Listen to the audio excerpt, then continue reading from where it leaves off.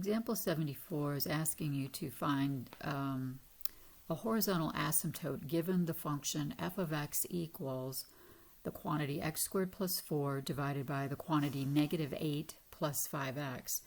In finding the horizontal asymptote, remember we compared the degree of the numerator, which is the biggest power on top, in this case we're degree 2, versus the degree of the denominator. So our numerator is 2, degree of the denominator is 1. And since the degree on top is bigger than the degree on the bottom, our fraction is getting bigger faster as we put in bigger and bigger values for x. So it's kind of just blowing up to infinity. In other words, there is no horizontal asymptote here.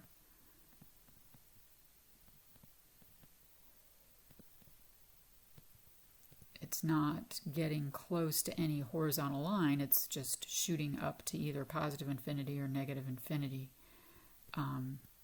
So when the degree on top is bigger than the degree on the bottom, there is no horizontal asymptote. For the you try it, 75, they want you to find the horizontal asymptotes for the following functions. F of x equals 25 minus 3x divided by the quantity 2x plus 7.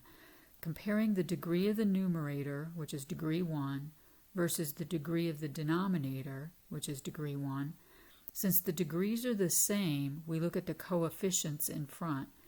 And the equation of a horizontal asymptote then is going to be y equals the leading coefficient, negative 3, over the leading coefficient, 2. Remember, leading coefficient, when written in descending powers of x, is the first number, but it doesn't have to be. It's the number that's in front of the biggest powered term. That's what makes it the leading coefficient. If you write it in descending powers of x, then yeah, we can see that it's negative 3 over 2. For letter B, the degree on top of x minus 25 is 1. The degree in the denominator, which is x squared plus 10x plus 24, is degree 2. The degree on top is smaller than the degree on the bottom, in which case our denominator is getting bigger and bigger and bigger faster than our numerator, so our fraction is going towards 0. Our horizontal asymptote then is automatically y equals 0.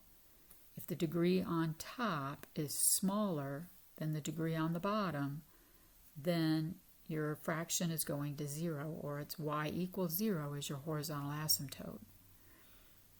For letter C, w of x equals the quantity x cubed plus 1 divided by x squared minus 25. The degree on top in the numerator is 3. The degree in the denominator is degree 2.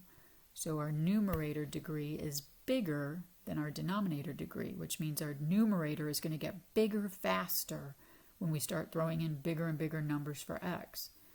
So in again, this case, there is no horizontal asymptote. The degree on top is bigger than the degree on the bottom. There's no horizontal asymptote. Our last case, letter D, g of x equals the quantity x squared minus 6x minus 7, all divided by the quantity 2x squared plus x minus 1. Again, picking out the degrees that are biggest in both the numerator and denominator, we see that they're the same degree. So we look at the coefficients in front of those degrees, or in that term, and the leading coefficient is 1, the leading coefficient in the denominator is 2, so our horizontal asymptote has the equation y equals 1 over 2.